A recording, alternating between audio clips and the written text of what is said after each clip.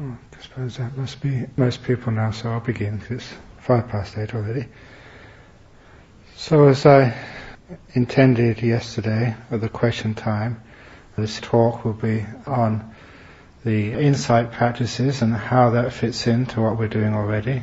I had already mentioned that it's very difficult to find any distinction between the practice of insight and the practice of calm.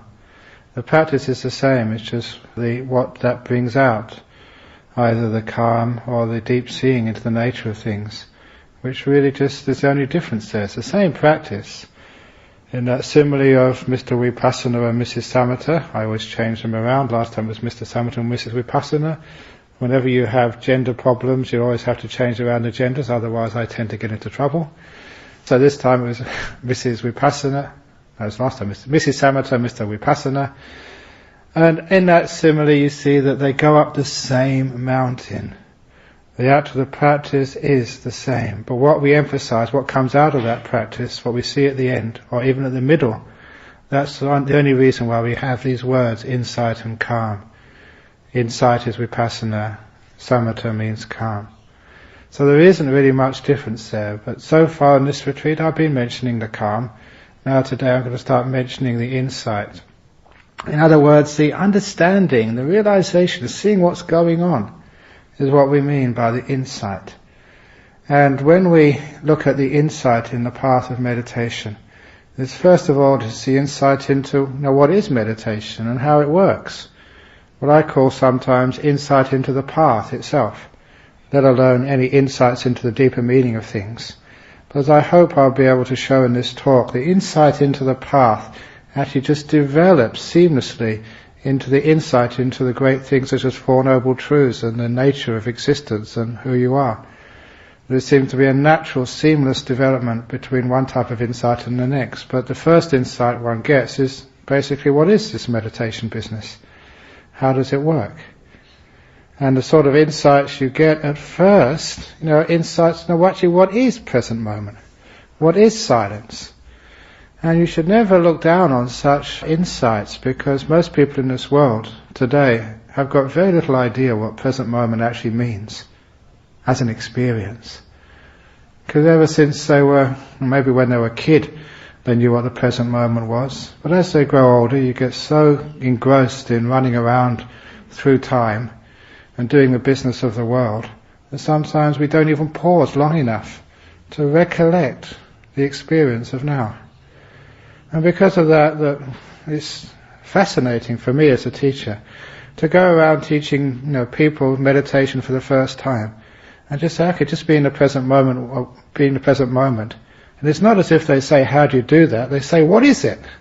Now, what is now? And it's such a shame that so many people have even lost the understanding and realization that they can't even really comprehend what it really means to be in this moment. So, by this time in the retreat, I think most of you, if not all of you, at least will know what that really means. What is the present moment?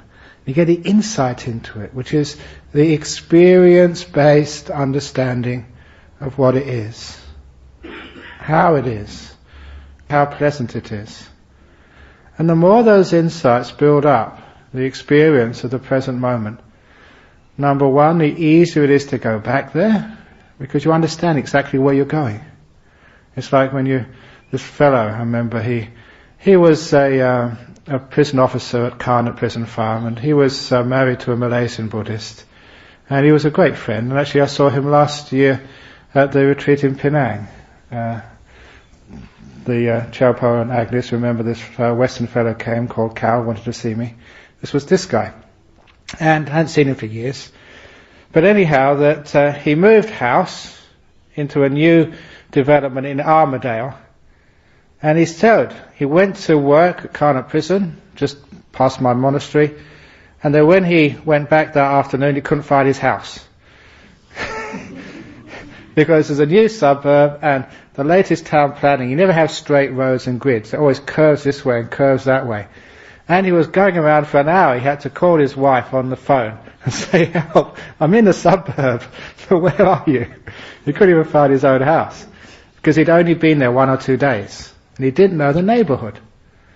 Now that's the same like present moment awareness. You may get there once, but how do you get back there again? Because you don't know the neighborhood, you're not familiar with it. But once you get familiar with these things, you get the insight into where your house is, how to get there, so you can get there whenever you want. Now that is Dinky Dai real insight, which is worth something. Because it's not the insights, it's intellectual insights where you can write a PhD on the nature of dependent origination. This is something which is real and which creates something very positive and valuable in your life. And this happens on every stage of the meditation. You get insight into what silence is. So silence is no longer a word, it's an experience. And it's because these insights are very much feely-feely experiences. This is one of the reasons why I say that the whole path, is like getting more close to the emotional world, where you don't give things a name, you don't describe it to yourself, you don't know the world through words, you get to know the world through experiences. It's more primal than the descriptive world. You go to the experiential world, the emotional world, because peace is an emotion, it's not a thought. It's great to understand that. So you're developing the real positive emotions. And the words are just one step away from reality, and actually they're not real. They're very false. But the emotions, that's real. You experience those, you feel those. The words are just superficial. So once you get into this, you get real deep insight into what these things actually are. What is peace? And crikey, and people should give an arm and a leg. Maybe, you've already given a couple of legs, really hurting, and a back, and many other sort of painful parts of your body to learn these things, but it's well worth it. Because you find out what these things actually are. What is silence? And the more you experience that, the more insight you get into what silence truly is, and its benefits. And once you know what it is and how to get there and its benefits, you're getting a long way in life, because you can turn to that silence whenever you want. I don't know how many people sort of come to monks for counselling for things like they can't sleep well at night, or they're worried about their business, or they're worried about their relationship and they can't stop thinking about it. And for those of you who just learn that much in this retreat, how to be silent, you've come a long way in life. Because you know just how to calm that whole thinking mind down, which can drive people crazy. You know how to stop and just be. So those thoughts and those concepts just don't drive you mad. I think a lot of madness does come from a mind which thinks too much and gets into a way of thought, just like a repeated slogan goes on and on and on. You can't break out of it until it just wears you down and you go into craziness, some sort of psychosis, just because the thinking goes way beyond bounds. In silence you never go crazy. In silence you go peaceful and also very mushy and nice. Because it's also, you get the insight into the fact that these things are very, very pleasant states. But the insight must also come is actually how these things are brought about.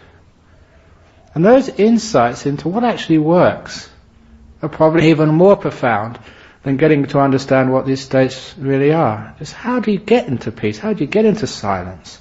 How do you get into the present moment? Because many of those ways where you get into these stages of meditation are counterintuitive. Sometimes it doesn't make sense to people at first. So you have a retreat, and you pay $300 for this, and you've got some ideas, you want to get some peace, you want to get some deep meditation, and the first couple of days I tell you to sleep. So what's going on here? What's Ajahn Brahm up to? And is it I'm just trying to be kind to you so that you can be kind back to me? I'm afraid of pushing you. And that's not the reason. The reason we do this is because it works. And I know this not just through practice, but because I have such insight into the nature of my mind. I know exactly how this thing works. And what you have is I encourage you to do these things and you relax To be able to develop those states of mind, you do need to relax the body first of all. It is counterintuitive. And if ever you remember some of the stories of Buddhism, you'll understand that you're not the only one who thought it was counterintuitive. In the story of the Buddha's enlightenment, for 6 years he followed the ascetic way, pushing his body to the limit, like a 6-year-long Vipassana retreat. I don't mind giving that dig. And after 6 years, he got nowhere. All he got was frustrated. Because that's what controlling and craving lead to. Eventually, sometimes you succeed, sometimes you get somewhere. There's some rewards there. But all the rewards do is encourage you to more craving and more controlling. Sort of thinking that that's going to be the way. And there comes a time where you can't control the world, you can't control nature. And this is where just control freaks, what they usually respond if they can't control the nature is to try harder. Keep on forcing it. And that just makes them more tense and more frustrated, because the world is much bigger than them. But because of the ego, we think we can control it and do it. We can control our partner, we can control our business, we can control our body, we can control others. But we all come across eventually the brick wall. And we do literally bang our head against that brick wall. But remember, bricks are much harder than heads. So why are you keeping banging your head against that wall? You're never going to break through. You're just going to get a big bruise on your head and a headache. And that's all that happens when people control so much. They end up with frustration. And the frustration usually gives rise to anger. That's what anger is. It's when you ask from the world what it can never give you. And you stop asking. You demand. You shout. You scream at the world. You don't realize that it can never give you what you're asking for. And with all that screaming, all that anger, eventually it leads to depression. When you give up. Not in the wise way. When you sort of, I can't do anything anymore. You lose your self-esteem, you lose your way in life, and just life is just too difficult. And this is usually what happens. I think this is one of the reasons why there's so much depression in our modern world, is because there are too many control freaks. And we've been encouraged with that control.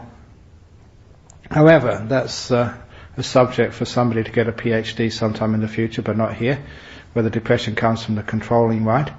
But here, now in the Buddha's time, after 6 years of that, he gave up. And he decided to go for the middle way.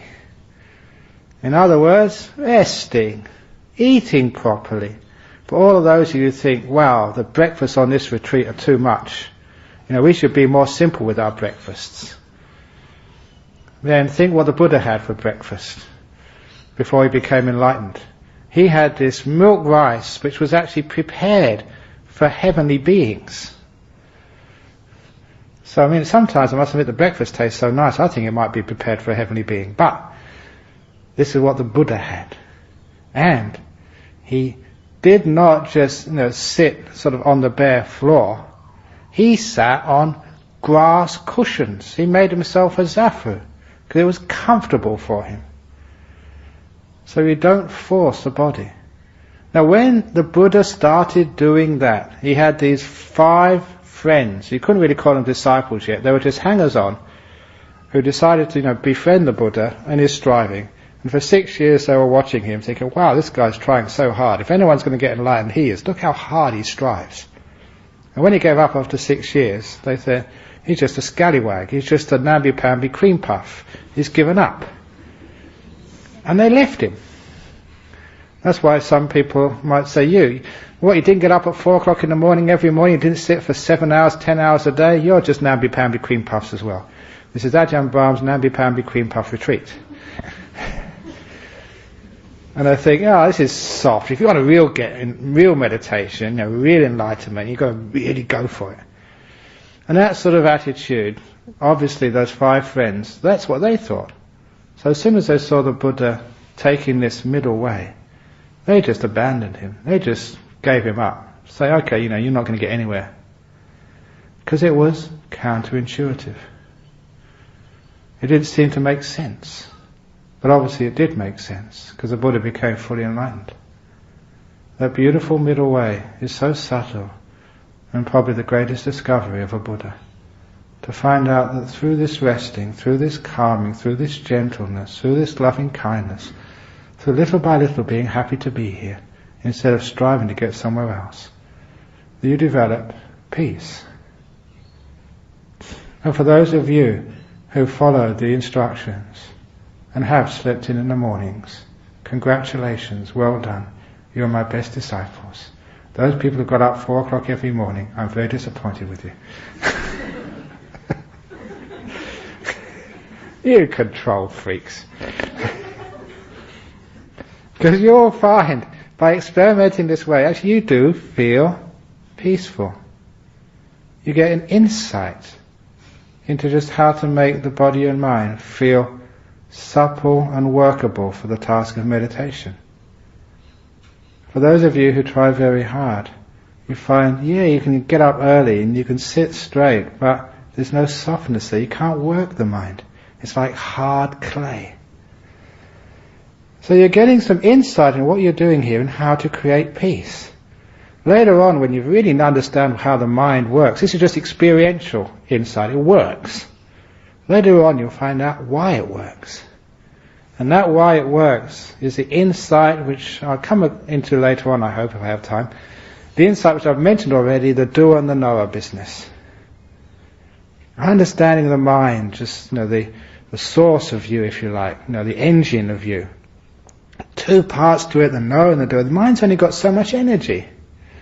And if you lose all that energy in just doing things, struggling, working, striving, that does take energy. You know what it's like when you say, I'm going to sit for half an hour, I'm going to get up in the morning. That takes a lot of mental energy. The trouble is that after you do that, you've got not much left. That's not how you generate energy. That's how you tire yourself out.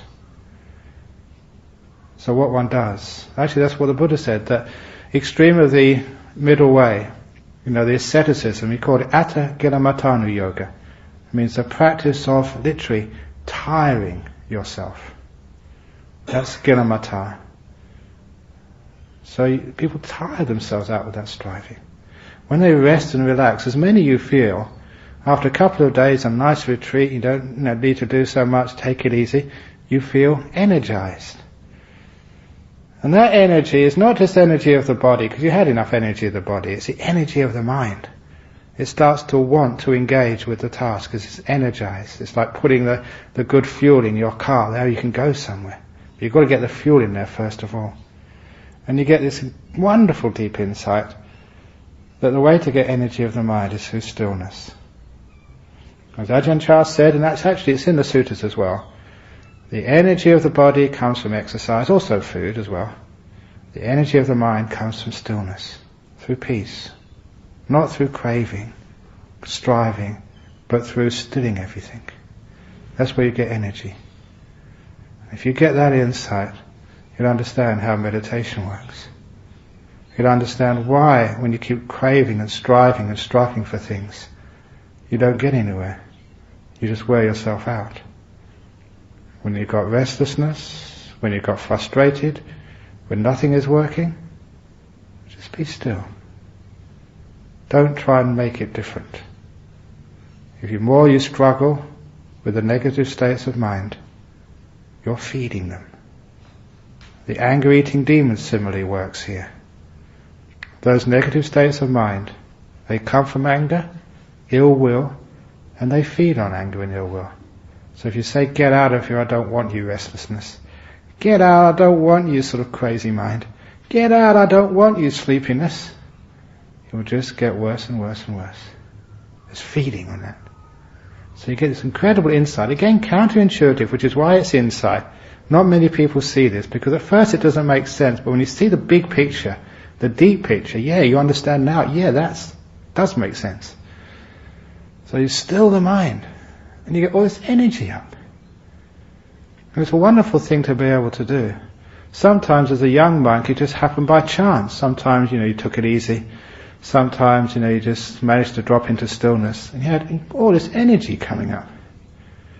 And sometimes it's true you can't sleep at night because you've got energy. And where's that come from? Because you've been still. You try and strive. By the end of the night you just get so tired. When you're still and doing very little, you don't need to sleep so much. But you also get the great insight. It's not just for the sake of stillness itself. But you'll also notice the relation between the more still you are and the more happy you are. Which is another incredible insight. Sometimes you wonder why people just don't see that. You've got to sort of knock your head and say, come on, that's been so clear, it's been right in front of my eyes for years. But when you get very, very still and peaceful, the mind brightens up, and whatever you see, whatever you hear, whatever you taste is more full of delight. So the experience which I had, first retreat, again I was still a student at Cambridge, we hired 2 boarding houses and we just had a room in the boarding house each. There's only a few of us meditating this time. And we did a 9-day retreat. So it wasn't the most conducive of surroundings, but it was a nice place to do some meditation, and the teacher was good. And we're doing breath meditation all day. But in the morning, I think it was between 6 and 7, we were encouraged to go for a walk before breakfast, to have some exercise. And every morning I went for a walk to the Botanical Gardens, which was quite close by. And I knew Cambridge because I was a student there. So that would be a nice place for exercise. It was only about 3 or 4 minute walk from the boarding house, and when we got to those Botanical Gardens, I couldn't go any further. It was 8 of the 9 days I was there on that retreat. I stopped at the entrance. The other 9th day I decided to get some exercise. I went to the river instead. But on this first day I got to the entrance of the Botanical Gardens, and there at the entrance was a clump of bamboo. My goodness, I've never seen such a beautiful clump of bamboo in my life. It was like out of these Japanese paintings, or these Chinese watercolours. Just the way the bamboo is like thick at the bottom, and it gets more and more slender, and as it gets slender it curves in this beautiful arc. And its colours, the greens, and when it gets to the knots, how it sort of fades into yellow, and there's this perfectly proportioned spaces between each stem to the next stem. And the leaves were just so delicate and almost sensual, just the way they sort of were slender, and then they just came to a beautiful point. And because there was an early morning breeze, it was just swaying, like dancing, like some sort of ballet out of Tchaikovsky in the morning breeze. And I was entranced by it. I never realized there was such beauty to be found in the Botanical Gardens. And I was standing there for about 10 minutes, maybe 5, I can't remember how long. And I thought somebody's going to look at me and going to take me away, just standing staring at a clump of bamboo. Because there are some really crazy students, they probably thought I was on some LSD or something. So I saw there was a bench nearby, so I just sat down at the bench, and I could just sit down and stare at that clump of bamboo. And it was only because of the craving for breakfast that you had to tear yourself away from that and just go to have your breakfast. But I went back there the next day, and the next day, and the next day. For 8 days of the 9, I just stared at that incredibly beautiful clump of bamboo. And that was almost like 8 hours. I never tired from exploring and seeing what was there. And it was amazing. So the retreat finished, and then I went back to do some studies and had a free afternoon. So I thought, what can I do? I'll go and see that beautiful clump of bamboo. So I got on my bike, as students do in Cambridge, and you sort of weave your way through the traffic, getting stressed out. And by the time I got to the Botanical Gardens and parked my bike, there was a clump of bamboo. Remember, this is England. Bamboo is not supposed to grow in such cold climates. And it was the most thin, depressing, spindly, uninspiring sort of a bush which should really be taken out, clump of bamboo you'd ever seen in the world. And it was a shock to me. So where's my beautiful bamboo gone? It hadn't been replaced, it was the same clump of bamboo, but now it looked just completely uninspiring. And I realized then why. The clump of bamboo was always the same, but in my meditation retreat my mind had become strong. And just the clump of bamboo just became, so amazingly beautiful. So much so it took my attention away for 8 days. Now that's just an experience which I never understood at first. Sometimes when it's not explained to you, you think, your mind's going a bit crazy. But now that I know how that mind works, the more still it is, the more happiness it has. And the sign of happiness is whatever you see, whatever you hear, whatever you feel, whatever you know, is infused with joy. Anything. I'm not joking, but sometimes that when you get into deep meditation, you go to the toilet, look at your shit in the bowl, and think, wow, that's amazing. Look at the browns and the colours in there and the shape of it. Gee.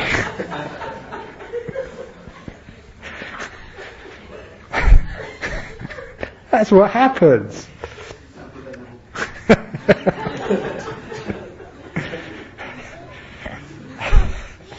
Simply because whatever you look at is delightful. It's actually one of the meditations which monks are supposed to do, meditating on a decaying corpse. And this is standard. The monks, they watch his decaying corpse, and after a while they get so still and calm. Even like rotting flesh looks actually beautiful. And sometimes you do like a skull meditation, and after a while that skull looks so beautiful, it just gets brilliant and radiant, literally, and becomes nimitta. This is what the mind does. And you get insight. Once you get these experiences, what's happening here? Why is shit look so beautiful? And you know the reason why. It's nothing to do with the object out there. Stillness creates that happiness and joy, and whatever you experience now becomes happy. And then also you start to think of the opposite. All the things which look ugly, which are detestable, which I hate. Is it them or is it me? Is it my husband's fault? Or is it just being a husband? Is it because my mind is tired and depressed and just no energy left? Now you've got some deep insights into life. It's not life's fault. Life is just life. Husbands are husbands, wives are wives, kids are kids. Don't know how many people complain about the 14, 15-year-old boys and girls. Usually about 16-year-old girls, they complain about 14-year-old boys. But that does change a bit. But because kids are being kids, boys are being boys, girls are being girls, partners are being partners, monks are being monks, nuns are being nuns. This is just what life does. But it's what we add on to our attitude. And that's what's creating the happiness and suffering. You are getting some powerful insights. And of course you're getting one of the deepest of insights, not just how to meditate and how it works, stillness, seeing the beauty in things, or arousing that beauty in things, and so clumps of bamboos do really stand out. And in fact, a clump of bamboo looks beautiful. Imagine what it's like when you close your eyes and watch your breath. It's not this dusty, spindly, dry old breath anymore. As you get into the meditation, you watch the breath and it's just amazing, it's so nice. And you can stay on the breath for hours. Easy. If you haven't got energy, maybe 1 or 2 minutes at most, and then you go off into plans of where you're going to go next, go into fantasies, go into sort of dreams of the past or whatever. It's nothing to do with you can't do it. Don't think that you haven't got enough will or skill. It's just you should have done some more resting first of all, build up the energies, and then it's easy to watch the breath. You're getting understanding, which makes this whole path of meditation just so easy. You know how it works. So I look at my breath, and if I'm really tired, waste of time looking at my breath, just relax more, do some loving kindness, make peace. Door of my heart's open to whatever's happening. Just take it easy.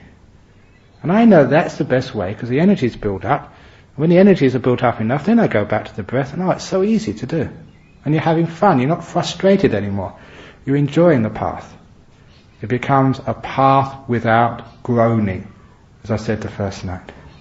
And that's what the Buddha said. Monks, nuns, laymen, laywomen, this path I'm teaching is a path with no groaning at all.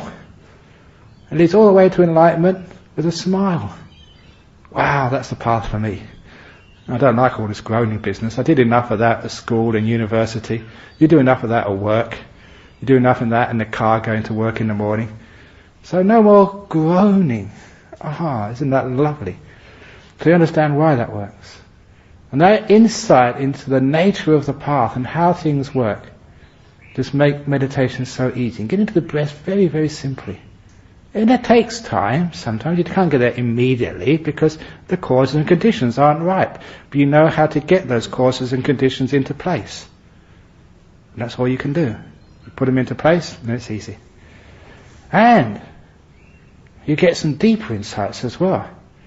Because you understand this is a path without groaning, you get into these states of meditation. They're not only peaceful, but they get happy. You know, everything starts to look beautiful. And you're getting a lot of joy coming up. And sometimes you wonder, what's going on here? I've got no sex, no movies, got no menu for the lunch or the breakfast. You know, I'm only eating in the morning time. What most people think is a very boring, even, this level, an ascetic way of spending your holidays. You're having a great time. That's why when so many people go home from a retreat, they say go back to Singapore or to Sydney or Malaysia or wherever. They say, what do you do for Easter? What do you do for your holidays? Yeah, I went to a retreat, got up 4 o'clock every morning, did this really boring chanting, and just sat on my bum for 9 days. They do think you're crazy. So no, why don't you get a life? Go to Paris, or at least sort of go to Sydney and see the Opera House and the bridge, or go to this beautiful the Kimberleys, these beautiful waterfalls and forests and stuff. What do you mean you're just in a monastery for 9 days and that's your retreat? And then you give them the kiddy, you say you paid for it as well. I think you're really crazy. But that's what they say. But how you feel? And so many people say this is the best holiday of the year. That's why they do come all the way from Singapore. They've only got a few days holiday a year, and instead of actually going somewhere else, they come to a retreat. Why? Because they understand what real happiness is. It's one of the sayings of the Buddha, which, is one of the great ones, and really sort of shocked me when I first read it, and continues to really amaze me. Very pithy saying. He said, whatever ordinary people say is happiness, the enlightened ones say is suffering. Well, the ordinary people say is suffering, the enlightened ones recognize as happiness. Basically, the world's got it completely the wrong way around. He was challenging. So what's the happiest things in the world? Movies, sex, family? The enlightened ones say that's suffering.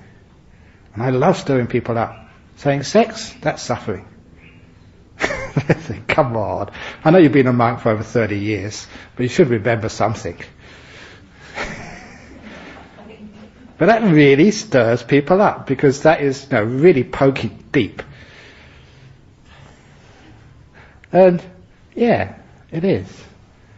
But you can't know that, just in theory, but it's very suggestive, because this Buddha was a very, very, very wise person, at least.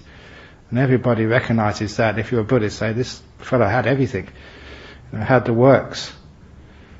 And so if he said that is suffering, how can you know that?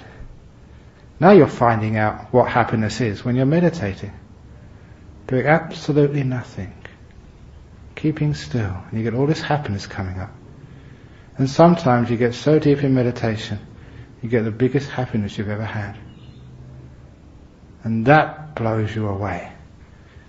Even nimitta stage is huge happiness.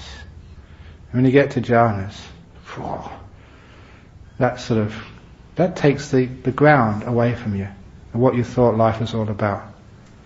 That just spins you, because you've never known so much happiness before.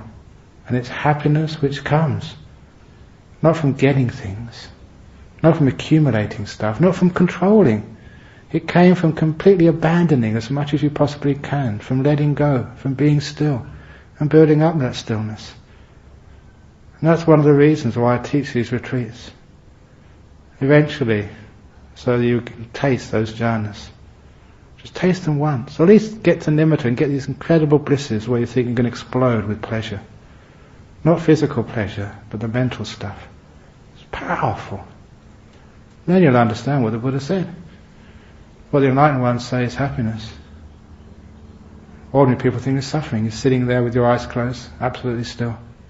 How can you do that? You must be holding your body so tight. That would be torture. I think in Guantanamo Bay they call this like a stress posture, isn't it what it's called? You have to stay in one position for so long, and that's supposed to be torturing you. So you eventually confess to whatever they want you to confess to. Whether you did it or didn't do it. But nevertheless, when you're actually sitting still this way for many hours in deep meditation, you're just so blissed out and so happy. It's not stress at all. And it's actually the soldiers are the one who are stressing out. People working and rushing about and going backwards and forwards and thinking. For me, thinking is the stress position. That's torture. So, you understand from your deep experience something about the nature of happiness. You recognize that what that was explained as by the Buddha, central teaching of the Buddha is Four Noble Truths. The Buddha was actually teaching what is happiness, what is suffering. You are now getting deep insight into the Four Noble Truths. Real insight from your own experience. Especially Third Noble Truth, which I focused on the other morning. Just giving, expecting nothing back in return. Throwing things away. Just, this is good enough, being free wherever you are. I don't want to be anywhere else, this moment's good enough for me. And just nothing sticks to you. The Buddha called that the path to end of craving, to enlightenment, to the ultimate happiness. Now, you've walked a long way on that path. You have let go a lot. And you get this incredible bliss. Which is why, even in the first jhana, the Buddha called that bliss Sambodhi Sukha, enlightenment happiness. Everybody knows that it's not enlightenment, but it's so close. It gives you your first taste of what enlightenment is. Not as a theory, but as an experience. And you're experiencing it. Anyone who's experienced a jhana, and you read that, you cry. You're tasting what the Buddha tasted. This is no small thing. This is huge. You've waited lifetimes for this. And now you're literally standing where the Buddha once stood. Or sat, if you like, under the Bodhi tree. Or sometimes when people go to India, pilgrimage to 4 holy sites, I tell people, don't go to India. Go to the 4 holy states in the mind. First jhana, second jhana, third jhana, fourth jhana. You don't need a passport or a visa. And it's much easier.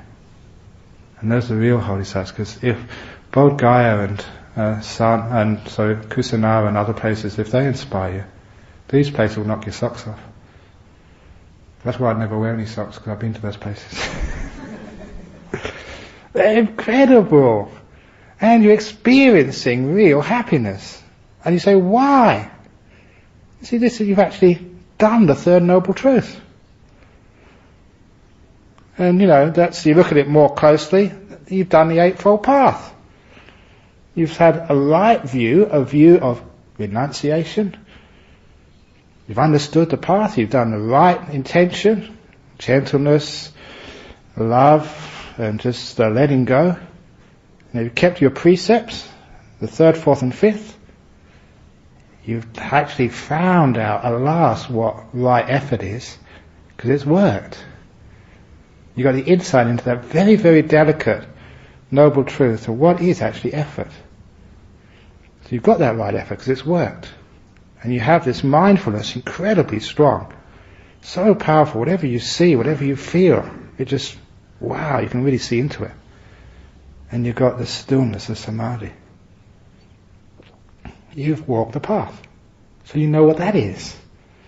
Then you look back and, why is it that sometimes this doesn't work? Second noble truth, craving leads to suffering. And next time you meditate, after you've had a deep meditation, you crave, I want it back please, and you'll suffer.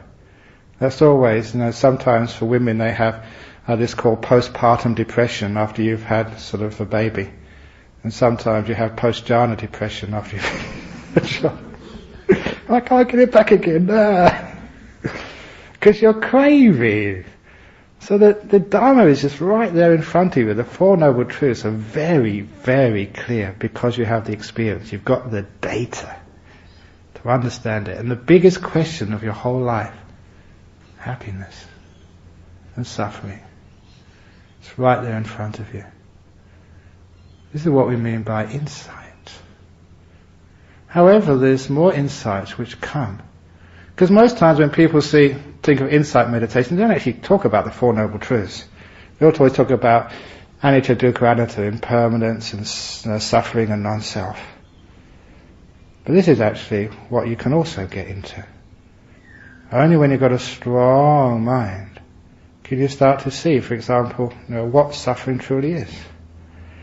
Which is one of the insights which I teach, and you never hear this in any other insight meditation retreat. You only hear it in these sorts of retreats. Is the insight into your past lives. That's called an insight in the suttas. It's not just impermanence, unsatisfactoriness or suffering and non-self. This is the first insight the Buddha got under the Bodhi tree. Recollection of his past lives. Why is that an insight? Because that gives you the big picture. If it was only about this life, and if at the end of this life, you were going to die and that was it, finished, kaput, gone forever, you might as well just get as much happiness and pleasure as you can. And when you get old, shoot yourself. That would make a lot of sense if this was the only life. Enjoy as much as you can. Before too much suffering comes along, do yourself in. And that would be philosophically, morally understandable. And that's what many people do. But if you saw the bigger picture, well, this is just one life amongst many, it will change one's whole attitude towards what you're doing. That certainly is a possibility. Because certainly you have no one's ever been able to prove that rebirth doesn't exist. But it's been difficult to prove that rebirth does exist. There is proof out there if people have an open mind. But the most convincing proof is your own experience when you remember who you were before. And this path of meditation gives you the opportunity to do so. If you've had a good meditation, a deep meditation, usually at least to the level of nimittas or after a jhana, but at least the nimittas, and you feel you've got a lot of stillness, a lot of energy, a lot of power in your mind. Pause and just ask yourself the question, what is my earliest memory? What is my earliest memory? When the mind is energized with lots of mindfulness, lots of happiness, very still, that mind will be able to recollect early memories. That's why the Buddha sometimes said the mind becomes like workable, malleable, able to do its job. At other times it's just too stiff and it doesn't do anything. But at this particular stage you can just make that suggestion, what's my earliest memory? And if the mind is ready, it's incredible, just the memory comes up into your mind within seconds. A vision, a smell, or something. If it comes immediately. You don't have to work. You just make that suggestion and then shut up. No struggle. And if it comes very clearly. Not as, was this a past life? Or if anyone comes up to me and say, well, I had this sort of vision, it was sort of like this, and I don't know whether it was or wasn't. The answer is it wasn't. Any doubt at all means it's not the real thing. Because when these things come up, incredible just in the fact that that was you. No doubt at all. Most times it comes an early time of this life, being a baby, being in your mother's womb, or whatever. And that comes, you're back there, you're re-experiencing that time as if it was now.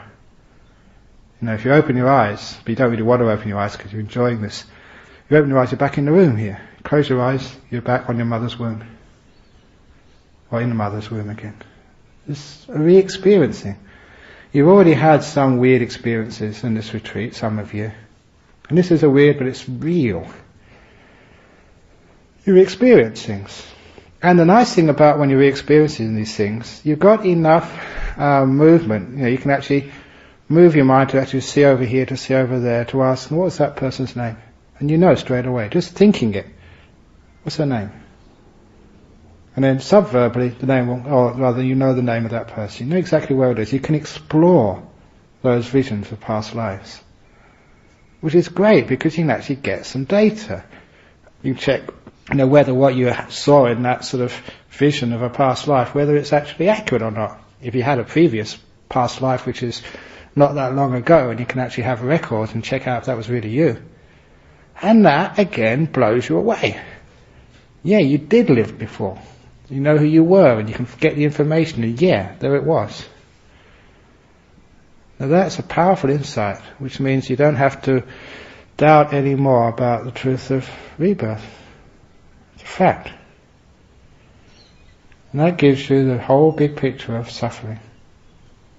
Because when you realize what it was like to die before, and the time before, and the time before that, when you remember just what it's like, sort of now being rich, now being poor, now getting married, now getting divorced, now doing this, now doing that, it gives a sense of, I think the word is ennui, sort of not so much boredom, but do I have to do that all over again? Can there be something else? How many times do we have to do this? And it gives you the biggest picture of what suffering really is in life. Sometimes you have a wonderful life, sometimes it's not so wonderful. Sometimes you get cancer, when you're quite young. Sometimes you're fit and healthy, sometimes you die in wars and all sorts of ways of dying. Sometimes you've been really wealthy. Why? What's the point?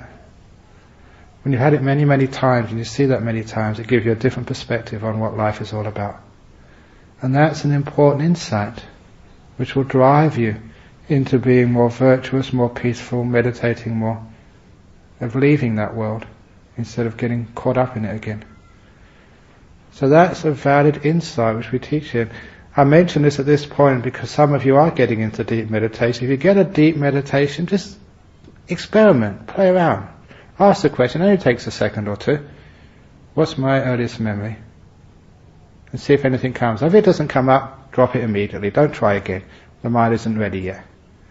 Another time, another place, deep meditation, what's my earliest memory? Whoosh, all starts coming up. I should mention, if you get like an early life memory as a little baby, okay, explore it, have fun there. And then when you've had fun there, stop and say, earlier please. It's just like asking your mind, like your mind being a servant. And it's so soft, it's really willing to do whatever you want. So earlier please. Well, a word of warning there, if you do get your previous life, the first memory of your previous life tends to be when you died last time. And for some people that's not a pleasant experience. So if you get that sort of memory of your last life when you were dying, instead of exploring that, or rather sort of rebelling against that and saying, I don't want to do this anymore, because it's a re-experience. You're right in there, rather than looking from a distance at it, you're inside the scenario. If that happens, just quickly say, earlier please. So you can move back from your death experience to sometime earlier in that life. So you can actually experience the life rather than the ending of that previous life. And that actually stops people getting some negativity, because a couple of people, they've got like a past life experience, they've got the time they were dying, they don't want to do that ever again. It's just too unpleasant. And it's important to be able to get those past life memories, so if you can, it's very helpful. So go earlier. As soon as you get that feeling of sort of, I'm dying or whatever, that very, very painful, unpleasant feeling, just earlier please. And the mind will very often oblige and just go to an earlier part of your previous life, which is not so hard to see. That's the experience of previous lives. Now you can understand something more about anicca, coming and going, rise and fall, things coming and passing away. Because you've got the data, you've got a big picture. Just one life is sometimes not enough. Many, many lives. Oh, now I'm wealthy, now I'm poor, now I'm a girl, now I'm a boy, now I'm a monk, now I'm a lay person, now I'm rich, now I'm old, now I'm African, now I'm Chinese, now I'm Caucasian, now I'm this, now I'm that.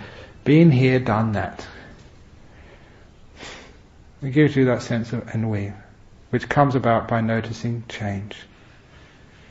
But deeper than that, so when one really gets into the deep meditations, I think the deep meditations are the most powerful because they give you data which you can't get anywhere else. And these are data which just really rock the sense of who you thought you were. Because when you get into the jhanas, especially, I always like the second jhana in this explanation, because in the second jhana, so much is different. Sometimes you can call it an altered state of consciousness. What's altered? Usually when you get to those meditations many, many times, you can't forget them. They're a source of insight. You keep reflecting on them. What was that? Why was that? How was that? In the second jhana, there's something very strange happens. It's you might call it the hallmark of the second jhana. Is you're so still. If you think you've been still before, you've never been as still. You can't be as still. There's no stillness greater than that second jhana. Third and fourth jhanas and above, you might always call them subsets of that second jhana. Because in that second jhana, the will, the doer, has now ceased. It's stopped. There's no doer left. And it's weird, because that's the first time in your existence you felt like that. And as I mentioned, I think yesterday or the day before, it's not as if you don't want to do anything, it's that you can't do anything. It's like the switches of doing and thinking and changing, they're just not just pushed beyond your reach, but they've been just dismantled, they're not there. So you're in a state there where you're perfectly alert and awake. Heightened awareness, very, very blissed out, a bliss at a different level. It's one of the other things with the jhanas, you think you know what bliss is. You get into the first jhana and you never experienced anything that powerful and happy before. And you think that's the peak. That's why mystics of other traditions, when they get the first jhana, so often they call it union with God. That's what it feels like.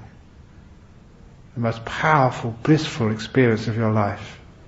Huge energy, huge power, and you're mostly gone. And what most people would expect that to be, you're gone and power, bliss, incredible love is right there. Maybe like love in the normal sense, no, but the power, the joy, unmoving, long time. And if you were a Catholic and you went to tell the bishop, they'll now call you saint. You've had union with God, and it's real. That's what they think, but it's really just first jhana, there's more than that. So when you get to the second jhana, you think that can't have more bliss than that. And you get even more bliss. It just actually shows you just what happiness can really be. Now you go into the summits of happiness, and you realise you've been messing around with rubbish happiness all your life. And now you're really getting into it. But in the second jhana, it's not just that the bliss. It's the absolute stillness. The will has disappeared. And this is where that I bring up the simile to understand what I mean here of the tadpole. Tadpole was born in the water, in a nice pond. He lived all its life in the water.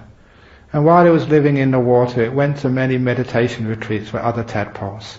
And it also studied Buddhist philosophy. another philosophy as well. And in the books they always started talking about water, water, water, water. And he read many dissertations and explanations of water, and heard many talks of enlightened tadpoles, actually frogs, because they had grown up, about water. But no matter what he heard, no matter what he read, no matter how much this little tadpole thought, he could never really understand what water was, because it was always there. It was always around him. He lived in water, he was born in water. How can a tadpole ever know what water is if he's lived in there all his life? Even if he's explained, even if it's taught, even though he reads about it, he still can't know. But one day, tadpole grows legs and becomes a frog. And the frog jumps out of the water for the first time. And when that frog is on the bank, something is missing. Something which was there at every moment of its life, surrounding him, has now disappeared. Only now does he know what water is. Will. You've been living surrounded by will, choice, doing, control. Even though you may not have exercised it, it's been there at your command ever since you were born. Will is always there. And now for the first time in these jhanas, you're standing on the bank. It's not there. It's gone. Now you understand what it is.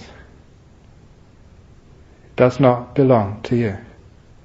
It's not part of you. Doing is anatta. Doesn't belong to me, nothing to do with me, complete conditioning.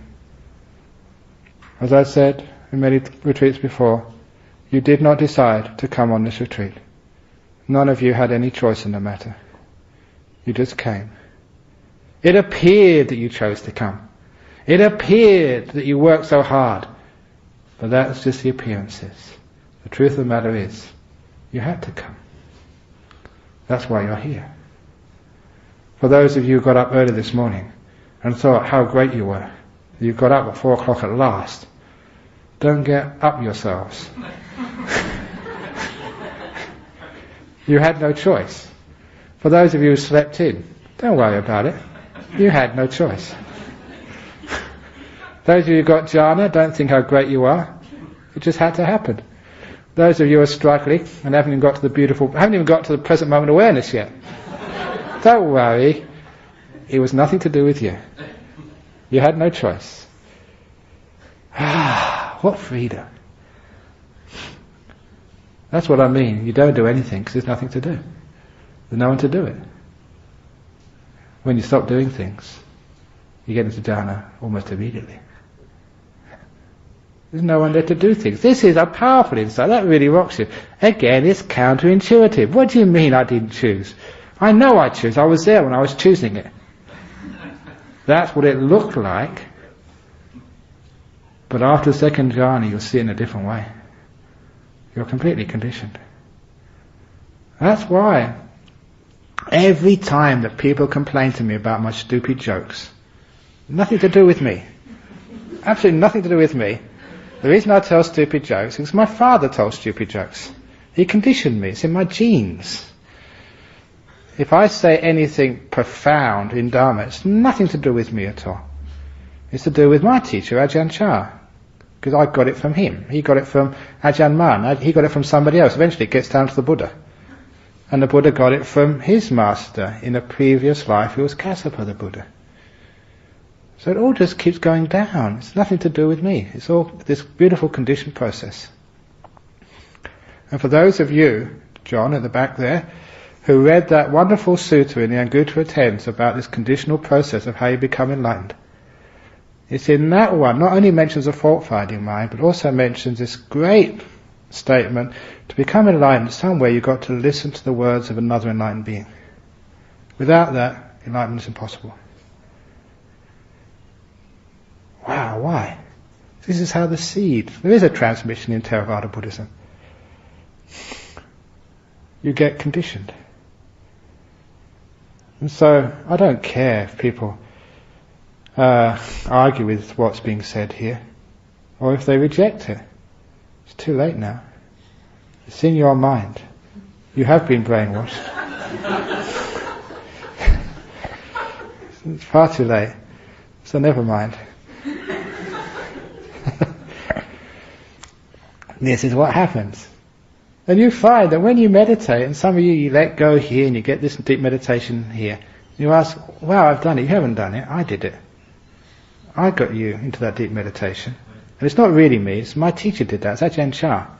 And the Buddha worked. That's why you got into deep meditation. The Buddha's conditioning, his Dharma, has got into you. Through many, many other teachers. And that's why at a certain time in the meditation, you've actually let go. You've renounced what you thought was an act of will coming from you. How good you are, I can do it at last. Nothing to do with you at all. It's just the Dharma going through you. The wheel of the Dharma rolling in the world, in the people. It's fascinating when you see it that way. It is part of this whole process. Whether you like it or not, you're going to get enlightened. So you might as well like it rather than lump it. It's a very pleasant path. And it gives you, this is what non-self is all about.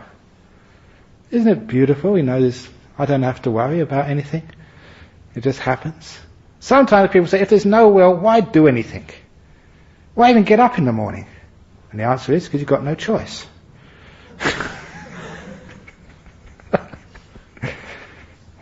Why meditate? You've got no choice. So you think it's your choosing, but it just happens. You have to get up in the morning. You have to do these things. You have to, but don't think ever it's you. It's what we call the driverless bus. I better stop because I'm going over time. The driverless bus. You think there's a bus there. You go to the driver's seat. The full simile you've heard before, many of you. You find there's no one driving this bus. That's a shock. It's a beautiful relief after a while. The bus is you, your body and mind. And you always think that you're in control, you're driving it. You really think you can decide to walk out now. You're not free to do that. Go on.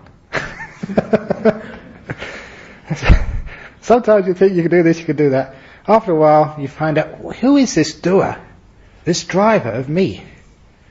And meditation, deep meditation, you get to the driver's seat. You go in. What drives me? Where is that driver's seat inside my body and mind? And that's important to find out, because that's the troublemaker. That gets you frustrated, gets you angry, gets you fed up. Why are you angry? Because I can't do it. I can't meditate. I can't get peaceful. I can't do this. That's the driver. You look in there, there's no one there. Empty. And the result of that is, instead of complaining, you just go and sit down in your seat and shut up.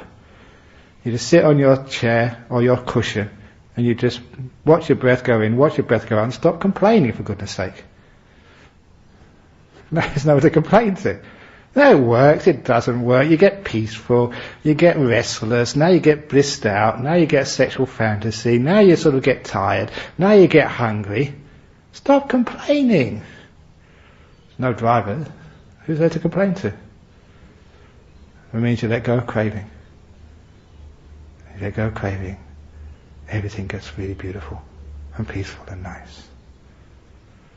So, that gives you an idea of what insight really is.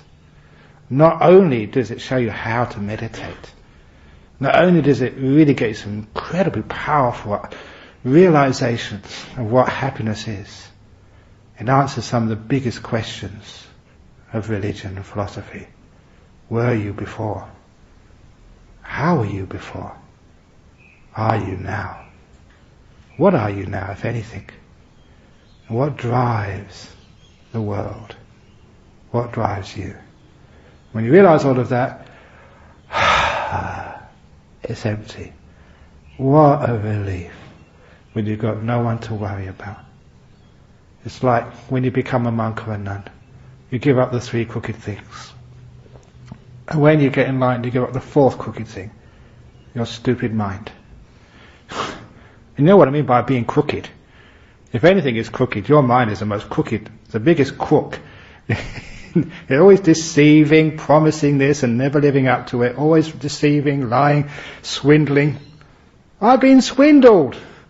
by my mind, but no longer mind. You give up the 4 crooked things. The housework, the ladle, the husband or the wife, and lastly, the mind. Then you're free at last. You're the real monk or nun. Okay, so that's deep insight. Da da da. Any questions? Any questions on that? Yes, we got one up there. I'm very glad you asked a question. You didn't really have any choice, so good job you submitted. I'm curious to know the mind conditioned process, so for instance, when we're naturally inclined towards happiness or receive happiness today, is the best thing that we could possibly do to, I guess, speed along our path, is not to will anything, but to just be happy. It is the best thing in life. Just to speed along the process, not to win anything, but just to be happy. It's just not really, because you can't speed up the process. The best thing is just listen to the teachings of the Buddha. I would always say that's the best thing to do, because that just sort of, is a great conditioning. It conditions you out of samsara. So you're getting you're getting the will from the Buddha, and he was pretty good at getting enlightened. So that's the best teacher. So you put that in your brain, and you soon get out of samsara.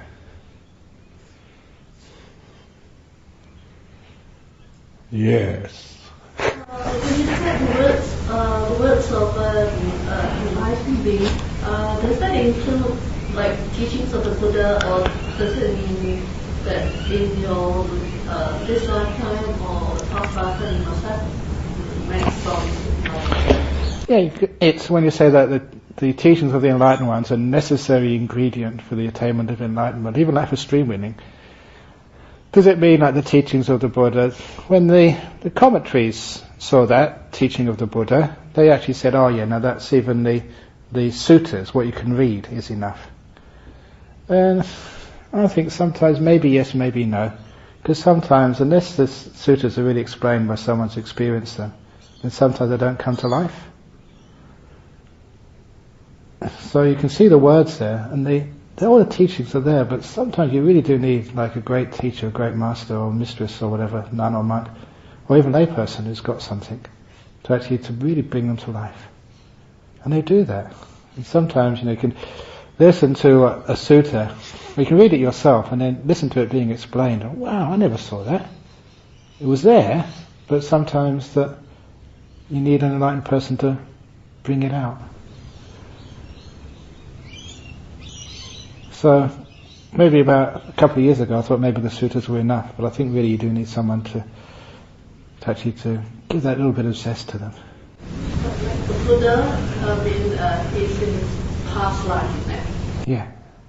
Oh yeah, that's right, if it's a past life. Yeah, because remember when Siddhartha Gautama, before he got enlightened, the first thing he remembered under the Bodhi tree was his previous lives. One of which was under Kassapa. So he would have remembered all the teachings. This was before his enlightenment. He would have remembered the teachings which he got from Kassapa the Buddha. Before his enlightenment.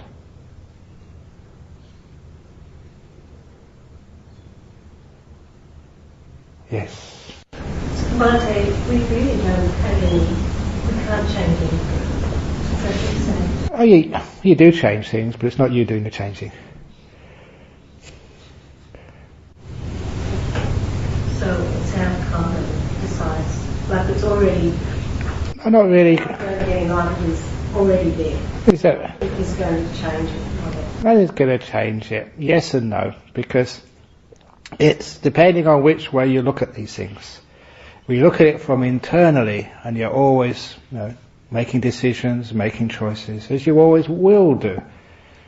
So you're not saying, and this is important, sometimes people get confused when I give this talk on will. You're not saying that choice does not exist. Choosing, even willing, striving, deciding, that's a given. You can see that happening. Now I'm saying that where is it coming from? What causes that choice, that will?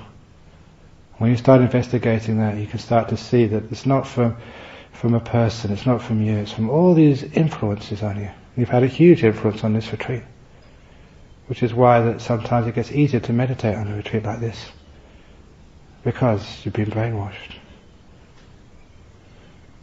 you've been conditioned, influenced, and your choices, which you make seemingly freely, you can see how I've influenced many of those choices on this retreat. Now you can extrapolate that to see all your choices, where they really come from. So choice it exists, but it's not coming from Irene. That's a fascinating one. But it's hard to see until you become a frog and jumped up onto that bank and this water's gone. Now you know what water is when there's no more water left. Which is a great time to stop, because we have interviews now. So, have a nice time meditating, but please don't think about will and confuse yourself for the next couple of hours. Instead, just drop it all, let it go, develop nice meditation, and then experience rather than thinking about it. Otherwise you drive yourself crazy. Okay.